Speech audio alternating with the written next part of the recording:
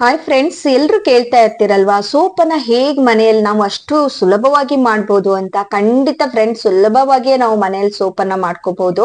ಇದಂತೂ ತುಂಬಾ ವೈರಲ್ ಆದ ಘರ್ ಆಯುರ್ವೇದಿಕ್ ಸೋಪು. ಈ ಸೋಪನ್ನ ನಾನು ಯಾಕೆ ಟ್ರೈ ಮಾಡಬಾರ್ದು ಅಂತ ಹೇಳಿ ಮನೆಯಲ್ಲಿ ಟ್ರೈ ಮಾಡಿದ್ದೀನಿ. ತುಂಬಾ ಚೆನ್ನಾಗಿ ಬಂತು. ಇದು ಮೊದಲ ಬಾರಿ ಅಲ್ಲ ನಾನು ಟ್ರೈ ಮಾಡಿದ್ದು, ಇದು 3-4 ಸಾರಿ ಮಾಡ್ತಾ ಇರುವಂತಹದ್ದು. ಸೊ ತುಂಬಾ ಒಳ್ಳೆ ರಿಸಲ್ಟ್ ಬಂತು. ಹಾಗಾಗಿ ನಿಮ್ಗೆ ವಿಡಿಯೋ ಮಾಡಿ ತೋರ್ಸೋಣ ಅಂತ ಇವತ್ತು ನಾನು ನಿಮ್ಗೆ ವಿಡಿಯೋ ಮಾಡಿ ತೋರಿಸ್ತಾ ಇದ್ದೀನಿ. ತುಂಬಾ ಜನ ಆರ್ಡರ್ ಕೂಡ ಮಾಡ್ತಾ ಇದ್ರು. ಮತ್ತೆ ನಂದು ಕಡಲೆ ಹಿಟ್ಟು ಸೋಪು ಕೂಡ ತುಂಬಾ ಜನ ಆರ್ಡರ್ ಮಾಡಿದೀರಾ, ಎಲ್ರಿಗೂ ಥ್ಯಾಂಕ್ಸ್. ಓಕೆ, ಬಟ್ ನೀವು ನನ್ಗೆ ಆರ್ಡರ್ ಕೊಡೋದ್ಕಿಂತ ನೀವೇ ಮಾಡ್ಕೊಳ್ಳಿ, ಆದಷ್ಟು ನೀವೇ ಟ್ರೈ ಮಾಡಿ ಅಂತ ಹೇಳಿ ನಾನು ನಿಮ್ಗೆ ಈ ವಿಡಿಯೋದಲ್ಲಿ ಕಂಪ್ಲೀಟ್ ಡೀಟೇಲ್ಸ್ ಹೇಳಿರ್ತೀನಿ. ಖಂಡಿತ ಮಾಡ್ಕೊಳ್ಳಿ. ಓಕೆ, ಹಾಯ್ ಎಲ್ರಿಗೂ ನಮಸ್ಕಾರ, ಹೇಗಿದ್ದೀರಾ? ವೆಲ್ಕಮ್ ಬ್ಯಾಕ್ ಟು ದೀಪಾಸ್ ಕನಸು ಯೂಟ್ಯೂಬ್ ಚಾನಲ್. ನಾನು ನಿಮ್ಮ ದೀಪಾ. ಮೊದಲ ಬಾರಿ ನನ್ನ ಚಾನಲ್ ವಿಸಿಟ್ ಆಗ್ತಾ ಇದ್ರೆ ಪ್ಲೀಸ್ ಚಾನಲ್ ಅನ್ನ ಸಬ್ಸ್ಕ್ರೈಬ್ ಮಾಡ್ಕೊಳ್ಳಿ. ಇವತ್ ಮಾಡಿರುವಂತಹ ಸ್ಪೆಷಲ್ ಸೋಪು ನಮ್ಮ ಸನ್ ಟ್ಯಾನ್ ಆಗಿರ್ಬೋದು, ಇಲ್ಲ ಪಿಗ್ಮೆಂಟೇಶನ್ ರಿಮೂವ್ ಮಾಡೋದಕ್ಕೆ ಹೆಲ್ಪ್ ಮಾಡತ್ತೆ. ಹಾಗಾದ್ರೆ ಹೇಗ್ ಮಾಡೋದು ಅಂತ ಸ್ಟೆಪ್ ಬೈ ಸ್ಟೆಪ್ ತೋರಿಸ್ತಾ ಹೋಗ್ತೀನಿ, ಬನ್ನಿ ನೋಡೋಣ. ಇಲ್ಲಿ ನಾನು ಪ್ಯೂರ್ ಆಗಿರುವಂತಹ ಖಾದಿ ಅವರದ್ದು, ಆಯುರ್ವೇದಿಕ್ ಖಾದಿ ಅಂತ ಇರುತ್ತಲ್ವಾ, ಅವರದ್ದು ನಾನು ಸೋಪ್ ಬೇಸ್ ತಗೊಂಡಿದ್ದೀನಿ. ಇದು ಗೋಟ್ ಮಿಲ್ಕ್ ಸೋಪ್ ಬೇಸ್. ಇದಕ್ಕೆ ಬೇಕಾಗಿರೋ ಇಂಗ್ರೀಡಿಯೆಂಟ್ಸ್ ಎಲ್ಲ ಬಂದ್ಬಿಟ್ಟು ಸ್ಯಾಂಡಲ್ವುಡ್ ಪೌಡರ್, ಮತ್ತೆ ಅರಶಿನ, glycerine, rose water, vitamin E capsule 1-2, ಆಮೇಲೆ ಅಕ್ಕಿ ಹಿಟ್ಟು, ಕೇಸರಿ, ಅದಾದ್ಮೇಲೆ ಅಲೋವೆರಾ ಜೆಲ್. ಇಷ್ಟು ಐಟಮ್ ಬೇಕಾಗತ್ತೆ ಇದಕ್ಕೆ. ಮತ್ತೆ ಕಾಫಿ ಪೌಡರ್, ಇಷ್ಟು ಬೇಕಾಗತ್ತೆ. ಇವಾಗ ಹೇಗ್ ಮಾಡೋದಂತ ನಾನು ನಿಮ್ಗೆ ಸ್ಟೆಪ್ ಬೈ ಸ್ಟೆಪ್ ತೋರಿಸ್ತಾ ಹೋಗ್ತೀನಿ. ಖಂಡಿತ ಈ ಸೋಪನ್ನ ಮನೆಯಲ್ಲಿ ಟ್ರೈ ಮಾಡಿ. ಓಕೆ, ಇವಾಗ ನೋಡಿ, ನಾನು ಒಂದು ಬೌಲಿಗೆ ಒಂದ್ ಸ್ವಲ್ಪ ರೋಸ್ ವಾಟರ್ ತಗೊಂಡಿದ್ದೀನಿ. ರೋಸ್ ವಾಟರ್ ಹಾಕೊಳ್ಳಿ, ನಿಮ್ಗೆ ಎಷ್ಟು ಬೇಕಾ ಅಷ್ಟು. 2 ಟೀ ಸ್ಪೂನ್ ಆಗುವಷ್ಟು ರೋಸ್ ವಾಟರ್ ಬೇಕಾಗುತ್ತೆ. ಮತ್ತೆ ನಿಮ್ಗೆ ಮಿಕ್ಸ್ ಮಾಡ್ಕೊಳ್ಳೋಕೆ ಜಾಸ್ತಿ ರೋಸ್ ವಾಟರ್ ಬೇಕಾಗ್ಬೋದು. ಇವಾಗ ಸದ್ಯಕ್ಕೆ 2 ಟೀ ಸ್ಪೂನ್ ಆಗುವಷ್ಟು ರೋಸ್ ವಾಟರ್ ಹಾಕೊಳ್ಳಿ. ಇದಕ್ಕೆ ನಾನು 4 ಇಸಲು ಕೇಸರಿ ದಳವನ್ನ ಸೇರಿಸ್ಕೊಂಡು ಚೆನ್ನಾಗಿ ಬೀಟ್ ಮಾಡ್ಕೊಳ್ಳಿ. ಯಾಕಂದ್ರೆ ಕೇಸರಿ ದಳ ಕೆಲವರು ಹಾಗೆ ಹಾಕ್ಬಿಟ್ಟು ಬಿಟ್ಬಿಡ್ತೀರಾ, ಬಟ್ ಅದ್ರ ಅಂಶ ಎಲ್ಲ ಬಿಡ್ಬೇಕು. ನಾವು ಡೈರೆಕ್ಟ್ ಎಸಲಿದ್ರೆ ಅದ್ರದ್ದು ಅಷ್ಟು ಎಫೆಕ್ಟ್ ಸಿಗಲ್ಲ ನಮ್ಗೆ. ಅದ್ರ ಅಂಶ ಒಂದ್ ವೇಳೆ ನೀವು ಇದನ್ನ ರೋಸ್ ವಾಟರ್ ಅಲ್ಲಿ ಹಾಕಿ 1 ಅವರ್ 2 ಅವರ್ ಹಾಗೇನೆ ನೆನೆಯೋಕ್ಕೂ ಬಿಟ್ಬಿಡ್ಬೋದು. ಅವಾಗ ಅದು ಕಲರ್ ಕಂಪ್ಲೀಟ್ ಆಗಿ ಚೇಂಜ್ ಆಗಿ ಕೇಸರಿ ಕಲರ್ ಆಗ್ಬಿಡುತ್ತೆ. ನನ್ಗೆ ಇಲ್ಲಿ ಟೈಮ್ ಸಿಗ್ತಾ ಇಲ್ಲ ಅಂತ ಹೇಳಿ ನಾನು ವಿಡಿಯೋ ಮಾಡೋಕ್ಕೋಸ್ಕರ ಪಟ್ಟಂತ ಆವಾಗ್ಲೇ ಮಾಡಿ ತೋರಿಸ್ತಾ ಇದ್ದೀನಿ. ರೋಸ್ ವಾಟರ್ನ ಸ್ವಲ್ಪ ಚೆನ್ನಾಗಿ ಬೀಟ್ ಮಾಡ್ಕೊಂಡೆ, ಅದ್ರ ಕೇಸರಿ ಅಂಶ ರೋಸ್ ವಾಟರ್ ಜೊತೆ ಬಿಟ್ಕೊಂಡ್ ಬಿಡುತ್ತೆ. ಇಲ್ಲಿ ಮತ್ತೆ 1 ಟೇಬಲ್ ಸ್ಪೂನ್ ಆಗುವಷ್ಟು ಗ್ಲಿಸರಿನ್ ಅನ್ನ ಹಾಕಿ, ಅದಾದ್ಮೇಲೆ 2 ವಿಟಾಮಿನ್ ಇ ಕ್ಯಾಪ್ಸೂಲ್ ಅನ್ನ ಹಾಕೊಳ್ಳಿ. ಇದೆಲ್ಲದನ್ನ ಯಾಕೆ ಹಾಕ್ಬೇಕು ಅಂದ್ರೆ, ನಮ್ಗೆ ಯಾವುದೇ ರೀತಿಯ ಡ್ರೈನೆಸ್ ಆಗ್ಬಾರ್ದು. ನಾವು ಏನೇ ಯೂಸ್ ಮಾಡಿದ್ರು ನಮ್ಗೆ ಡ್ರೈನೆಸ್ ಆಗ್ಬಾರ್ದು. ಮತ್ತೆ ಸ್ಕಿನ್ pH ಬ್ಯಾಲೆನ್ಸ್ ಅನ್ನ ಮಾಡ್ತಾ ಹೋಗ್ಬೇಕು. ಹಾಗಾಗಿ ನಾವು ಈ ಎಲ್ಲಾ ಇಂಗ್ರೀಡಿಯೆಂಟ್ಸ್ ಅನ್ನ ಹಾಕಿದಾಗ ನಮ್ ಬ್ಯಾಲೆನ್ಸ್ ಕೂಡ ಚೆನ್ನಾಗಿರತ್ತೆ, ಸ್ಕಿನ್ನಿಗೂ ಮಾಯಿಶ್ಚರ್ ಕೂಡ ಸಿಗತ್ತೆ, ಮತ್ತೆ ಡ್ರೈನೆಸ್ ಕೂಡ ಆಗಲ್ಲ ಅಂತ ಹೇಳ್ತೀನಿ. ಹಾಗೆ ಮತ್ತೆ ನಾನು ಇಲ್ಲಿ 1 ಟೀ ಸ್ಪೂನ್ ಆಗುವಷ್ಟು ಅಲೋವೆರಾ ಜೆಲ್. ಈ ಅಲೋವೆರಾ ಜೆಲ್ ಅನ್ನ ನಾವು ಎಲ್ಲದಕ್ಕೂ ಕೂಡ ಯೂಸ್ ಮಾಡ್ತೀವಿ ಅಲ್ವಾ. ಪ್ರತಿ ಒಂದು ಫೇಸ್ ಪ್ಯಾಕಿಗೆ ಆಗಿರ್ಬೋದು, ಎಲ್ಲದಕ್ಕೂ ಯೂಸ್ ಮಾಡ್ತೀವಿ. ಯಾಕಂದ್ರೆ ಯಾವುದೇ ರೀತಿಯ ಏನ್ ಹೇಳ್ತೀವಿ, ಸೈಡ್ ಎಫೆಕ್ಟ್ ಆಗದೆ ಇರುವ ಹಾಗೆ ಕಂಟ್ರೋಲ್ ಮಾಡೋದೇ ನಮ್ ಈ ಅಲೋವೆರಾ ಜೆಲ್ ಅಂತ ಹೇಳ್ತೀನಿ. ಅಷ್ಟು ಚೆನ್ನಾಗಿ ಇದು ನಮ್ಗೆ ಕಂಟ್ರೋಲ್ ಮಾಡತ್ತೆ.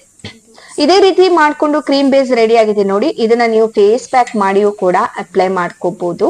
ಇವಾಗ ನಾನಿಲ್ಲಿ 1/4 ಟೀ ಸ್ಪೂನ್ ಆಗುವಷ್ಟು ಅರಶಿನ, ಹಾಗೆ 2 ಟೀ ಸ್ಪೂನ್ ಆಗುವಷ್ಟು ಅಕ್ಕಿ ಹಿಟ್ಟು, ಅದಾದ್ಮೇಲೆ 1-2 ಟೀ ಸ್ಪೂನ್ ಆಗುವಷ್ಟು ಸ್ಯಾಂಡಲ್ವುಡ್ ಪೌಡರ್, ಗಂಧದ ಪುಡಿಯನ್ನ ಹಾಕೊಂಡು ಚೆನ್ನಾಗಿ ಮಿಕ್ಸ್ ಮಾಡ್ಕೊಳ್ಳಿ. ಇಲ್ಲಿ ನಾನು ಸ್ಯಾಂಡಲ್ವುಡ್ ಪೌಡರ್ ಅನ್ನ ಬಯೋ ಆರ್ಗ್ಯಾನಿಕ್ ಅವರದ್ದು ಪರ್ಚೇಸ್ ಮಾಡಿದ್ದೀನಿ. ಹಾಗೆ ಅಕ್ಕಿ ಹಿಟ್ಟೆಲ್ಲ ಪ್ಯೂರ್ ಮನೆಯಲ್ಲೇ ಮಾಡ್ಕೊಂಡಿರೋದು. ಅರಿಶಿಣ, ಅಕ್ಕಿ ಹಿಟ್ಟು ಅದೆಲ್ಲ ಮನೆಯಲ್ಲೇ ಮಾಡಿರುವಂತ ಪೌಡ್ರು. ಸ್ಯಾಂಡಲ್ವುಡ್ ಮಾತ್ರ ಅದರಿಂದ ತಗೊಂಡಿದ್ದೀನಿ. ಹಾಗೆ ರೋಸ್ ವಾಟರ್ ರೋಸ್ ವಾಟರ್ ಇಂದನೂ ಕೂಡ ನೀವು ಇಲ್ಲಿ ಮಿಕ್ಸ್ ಮಾಡ್ಕೋಬಹುದು ಕಂಪ್ಲೀಟ್ ಆಗಿ. ಇಲ್ಲ ಅಷ್ಟೊಂದು ರೋಸ್ ವಾಟರ್ ಬೇಡ ಅನ್ನುವರು ಸ್ವಲ್ಪ ನೀರನ್ನ ಹಾಕಿ ಇಲ್ಲಿ ಚೆನ್ನಾಗಿ ಒಂದ್ ಪೇಸ್ಟ್ ತರ ರೆಡಿ ಮಾಡ್ಕೊಂಡು ಪಕ್ಕದಲ್ಲಿ ಇಟ್ಕೊಂಡ್ಬಿಡಿ. ಈ ಪೇಸ್ಟ್ ಕಂಪ್ಲೀಟ್ ಆಗಿ ರೆಡಿ ಆಗ್ಬೇಕು, ಚೆನ್ನಾಗಿ ಬೀಟ್ ಮಾಡ್ಬೇಕು. ಯಾಕಂದ್ರೆ ಎಲ್ಲಾ ಐಟಮ್ ಹಾಕಿರ್ತೀವಲ್ವಾ, ಅದು ಒಂದಕ್ಕೊಂದು ಮಿಕ್ಸ್ ಆದ್ರೇನೆ ಚೆನ್ನಾಗಿರುತ್ತೆ. ಇಲ್ಲಾಂದ್ರೆ ಒಂದ್ ಐಟಮ್ ಸಪ್ರೇಟ್ ಆಗುತ್ತೆ ನಮ್ಗೆ ಸೋಪ್ ಅಲ್ಲಿ ಹಾಕಿದಾಗ. ಸೊ ಅದಕ್ಕೆ ಚೆನ್ನಾಗಿ ಮಿಕ್ಸ್ ಮಾಡಿ ನೀವು ಇದನ್ನ ಪಕ್ಕದಲ್ಲಿ ಇಟ್ಕೊಂಡ್ಬಿಡಿ. ಈ ರೀತಿ ಸೋಪನ್ನ ಮಾಡಿ ನೀವು ಸೇಲ್ ಕೂಡ ಮಾಡ್ಕೋಬಹುದು. ಹಾಗಾಗಿ ಖಂಡಿತ ಒಮ್ಮೆ ಟ್ರೈ ಮಾಡಿ. ಇದು 100% natural goat milk glycerin soap base ಆಗಿದೆ. ಈ ಸೋಪ್ ಮಾಡೋದಕ್ಕೆ ಮೇನ್ ಆಗಿ ನಮ್ಗೆ ಗೋಟ್ ಮಿಲ್ಕ್ ಬೇಕು. ಹಾಗಾಗಿ ನಾನಿಲ್ಲಿ ಗೋಟ್ ಮಿಲ್ಕ್ ಸೋಪ್ ಬೇಸ್ ಅನ್ನ ಯೂಸ್ ಮಾಡಿದೀನಿ. ಇದು ಆಲ್ ಸ್ಕಿನ್ ಟೈಪ್ ಇದೆ, ಯಾವುದೇ ರೀತಿಯ ಕೆಮಿಕಲ್ ಇಲ್ಲ, 100% ಪ್ಯೂರ್ ಆಗಿದೆ. ಯೂಸ್ ಮಾಡೋದಕ್ಕಂತೂ ಖಂಡಿತ ಭಯ ಬೇಡ. ಸೊ ಖಂಡಿತ ಯೂಸ್ ಮಾಡ್ಕೊಳ್ಳಿ, ಎಲ್ಲಾ ಸ್ಕಿನ್ ಅವ್ರಿಗೂ ಕೂಡ ಇದು ಸೂಟ್ ಆಗತ್ತೆ. ನಿಮ್ಗೆ ಅಲ್ಲೇ ಮೆನ್ಷನ್ ಮಾಡಿರ್ತಾರೆ, ಸೊ ಎಲ್ಲಾ ಸ್ಕಿನ್ ಅವರು ಯೂಸ್ ಮಾಡಬಹುದು ಅಂತ ಹೇಳಿ, ಆಲ್ ಸ್ಕಿನ್ ಟೈಪ್ ಅಂತ ಹೇಳಿ, ಟೆಸ್ಟೆಡ್ ಅಂತ ಹೇಳಿ ಕೂಡ ಮೆನ್ಷನ್ ಮಾಡಿರ್ತಾರೆ. ಇವಾಗ ನಿಮ್ಗೆ ಸೋಪ್ ಮಾಡೋದಕ್ಕೆ ಎಷ್ಟು ಗ್ಲಿಸರಿನ್ ಬೇಸ್ ಬೇಕೋ ಅಷ್ಟು ಗ್ಲಿಸರಿನ್ ಬೇಸ್ ಅನ್ನ ಕಟ್ ಮಾಡ್ಕೊಳ್ಳಿ. ಇಲ್ಲಿ ನಾನು ಒಂದು ಹತ್ರ ಮುಕ್ಕಲ್ ಗ್ಲಿಸರಿನ್ ಬೇಸ್ ಅನ್ನ ತಗೊಂಡಿದೀನಿ. ಅದನ್ನ ನೀವು ಚಿಕ್ಕ ಚಿಕ್ಕ ಪೀಸ್ ಗಳನ್ನಾಗಿ ಕಟ್ ಮಾಡ್ಕೋಬೇಕು, ಯಾಕಂದ್ರೆ ಬೇಗ ಮೆಲ್ಟ್ ಆಗ್ಲಿ ಅನ್ನೋ ಉದ್ದೇಶಕ್ಕೋಸ್ಕರ ಅಷ್ಟೇನೆ. ನಾನು ಇಷ್ಟ ಟೈಮ್ ಯೂಸ್ ಮಾಡ್ತಿರುವಾಗ ಪ್ಲೇನ್ ಗ್ಲಿಸರಿನ್ ಬೇಸ್ ಯೂಸ್ ಮಾಡ್ತಾ ಇದ್ದೀನಲ್ವಾ. ಇವತ್ತು ಈ ಸೋಪ್ ಮಾಡೋದಕ್ಕೆ ನಾನು ಗೋಟ್ ಮಿಲ್ಕ್ ಸೋಪ್ ಬೇಸ್ ಅನ್ನ ಯೂಸ್ ಮಾಡಿದ್ದೀನಿ.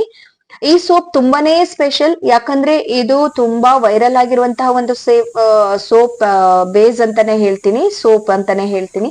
ಹಾಗೆ ಇದನ್ನ ನಾವು ಕಟ್ ಮಾಡ್ಕೊಂಡ್ ಆದ್ಮೇಲೆ ಒಂದು ಬಾಣ್ಲೆಯಲ್ಲಿ ನೀರನ್ನ ಕುದಿಯಕ್ಕೆ ಇಟ್ಕೊಳ್ಳಿ. ಕುದ್ದಾದ್ಮೇಲೆ ಅದರಲ್ಲಿ ನೀವು ಡಬಲ್ ಬಾಯ್ಲ್ ಮಾಡ್ಕೊಂಡು ಆ ಸೋಪ್ ಬೇಸ್ ಅನ್ನ ಮೆಲ್ಟ್ ಮಾಡ್ಕೋಬೇಕು. ಅದು ಮೆಲ್ಟ್ ಆಗ್ತಾ ಇರ್ಲಿ, ಅಷ್ಟರಲ್ಲಿ ನಾವು ಈ ಮೋಲ್ಡ್ ಅನ್ನ ರೆಡಿ ಮಾಡ್ಕೊಳ್ಳೋಣ.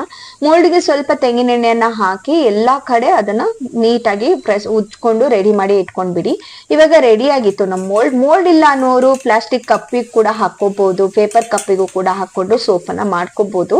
ಮೋಲ್ಡ್ ಬೇಕಂತ ಏನಿಲ್ಲ, ಬಟ್ ನನ್ನ ಹತ್ರ ಇದೆ, ನಾನು ಯೂಸ್ ಮಾಡ್ತಾ ಇರ್ತೀನಲ್ವಾ. ಸೊ ಹಾಗಾಗಿ ಇವಾಗ ನೋಡಿ ಕಂಪ್ಲೀಟ್ ಆಗಿ ಗ್ಲಿಸರಿನ್ ಸೋಪ್ ಬೇಸ್ ಮೆಲ್ಟ್ ಆಗಿದೆ, ಕಂಪ್ಲೀಟ್ ಆಗಿ ಮೆಲ್ಟ್ ಆಯ್ತು. ಇವಾಗ ಇಷ್ಟು ಮತ್ತೆ ನಿಮ್ಗೆ ಇಲ್ಲಿ ಯಾವುದೇ ರೀತಿಯ ಅಂಟಾಗಬಾರ್ದು, ಅಂದ್ರೆ ಉಂಡೆ ತರ ಆಗಿ ಆ ತರ ಏನು ಇರಬಾರ್ದು, ಕಂಪ್ಲೀಟ್ ಆಗಿ ಲಿಕ್ವಿಡ್ ಅಂಶದಲ್ಲೇ ಇರಬೇಕು ಈ ಸೋಪ್ ಬೇಸ್. ಈ ಟೈಮಲ್ಲಿ ಇವಾಗ ನೀವು ಒಂದು 2 ಟೀ ಸ್ಪೂನ್ ಆಗುವಷ್ಟು ಕಾಫಿ ಪೌಡರ್ ಅನ್ನ ಹಾಕೊಳ್ಳಿ.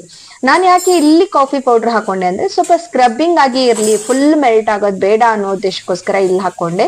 ಇಲ್ಲ ನಿಮ್ಗೆ ಫುಲ್ ಅದು ಮೆಲ್ಟ್ ಆಗ್ಬೇಕು, ಸ್ಕ್ರಬ್ಬಿಂಗ್ ಆತರ ಏನು ಬೇಡ ನಮ್ಗೆ ಅಂತ ಹೇಳಿದ್ರೆ ನೀವು ಆ ಪೇಸ್ಟ್ ನ ರೆಡಿ ಮಾಡ್ಕೊಂಡಿದ್ನಲ್ವಾ ನಾನು, ಅದ್ರ ಜೊತೆನೆ ಹಾಕೊಂಡು ನೀವು ಪೇಸ್ಟ್ ನ ರೆಡಿ ಮಾಡ್ಕೋಬಹುದು.